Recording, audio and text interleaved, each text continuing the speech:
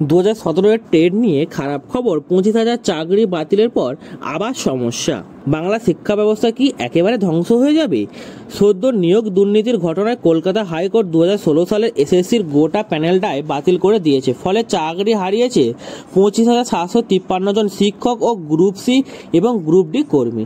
এক ধাক্কায় রেস কাটতে না কাটতে এবার 2017 সালের প্রাথমিক টেট পরীক্ষার ভবিষ্যৎ নিয়েও প্রশ্ন উঠে গেল। ওই টেট পরীক্ষার ভিত্তিতে ইতিমধ্যেই কয়েক হাজার প্রাথমিক শিক্ষক নিয়োগ করা হয়েছে, কিন্তু সেখানেও এক জটিলতা দেখা দিচ্ছে। কলকাতা হাইকোর্টে দায়ের হওয়া মামলা যা গতি প্রকৃতি, তাতে 2017 সালে প্রাথমিক টেট পরীক্ষার ভিত্তিতে যারা চাকরি পেয়েছেন তাদের ভবিষ্যৎ কি হবে তা নিয়ে এখনও লাখ টাকার প্রশ্ন। 2017 সালে প্রাথমিক টেট পরীক্ষায় একটা দুটো নয়, একেবারে 21টা ভুল প্রশ্ন থাকার অভিযোগে চাকরি প্রার্থীদের একাংশ কলকাতা হাইকোর্টে মামলা দায়ের করে।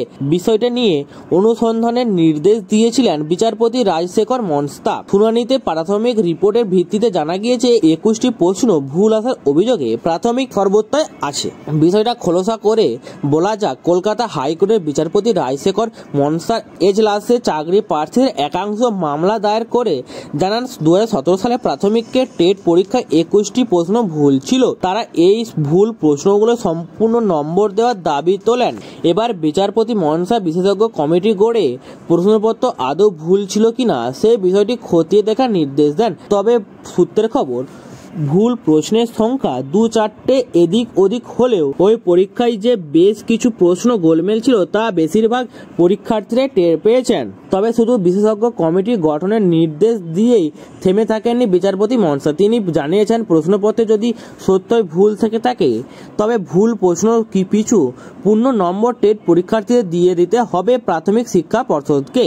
এই বিষয়টিকে আরও ভালো করে খতিয়ে দেখার জন্য বিশ্বভারতী বিশ্ববিদ্যালয়ের নেতৃত্বে একটি বিশেষজ্ঞ কমিটি করে দিয়েছেন বিচারপতি। শেষ পর্যন্ত যদি প্রশ্নপত্র ভুল বেরোয় এবং বিচারপতি এই নির্দেশ কার্যকারী হয়, তবে 2017 সালে প্রাথমিক টেট পরীক্ষার ভিত্তিতে যে শিক্ষক নিয়োগ হয়েছে সেখানে মেধা তালিকায় ব্যাপক পরিবর্তন ঘটানোর সম্ভাবনা থাকছে। সেক্ষেত্রে আবারও বেশ কিছু শিক্ষকের চাকরি নিয়ে টানাটানি শুরু হতে পারে। এই বিষয়ে প্রাথমিক শিক্ষা পর্ষদকে নীতিগত সিদ্ধান্ত গ্রহণের জন্য মাত্র কয়েকদিন সময় দিয়েছেন বিচারপতি। পাশাপাশি এই মামলায় পরবর্তী শুনানির দিন ধার্য করা হয়েছে 11ই জুন।